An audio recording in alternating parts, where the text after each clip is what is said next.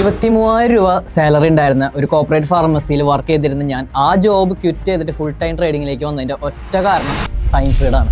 എനിക്ക് ഒരുപാട് ആഗ്രഹങ്ങളും കാര്യങ്ങളുണ്ടായിരുന്നു. ഫൈറ്റിംഗ് പഠിക്കണം, ജിമ്മിന് കറക്റ്റ് കണ്ടിന്യൂസ് ആയിട്ട് പോകാൻ പറ്റണം, ഒരുപാട് സ്കില്ല് വേറെ പുതിയത് പഠിക്കണം, കുറേ നേരം കിടന്ന് ഉറങ്ങണം. സോ ഇതൊന്നും എനിക്ക് ജോബിന് പോയിരുന്നപ്പോൾ പറ്റിയിരുന്നില്ല. മോർണിംഗും നൈറ്റും ഷിഫ്റ്റ് മാറി.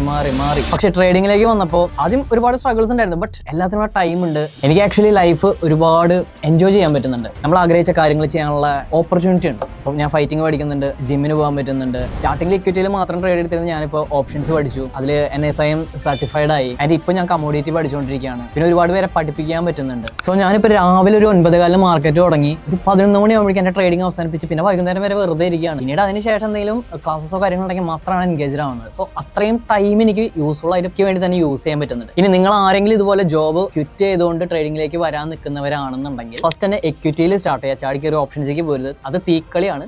കൊള്ളാണ്ട് കളിക്കാൻ പഠിക്കണം. പഠിച്ചതിന് ശേഷം മാത്രം കളത്തിലിറങ്ങുക.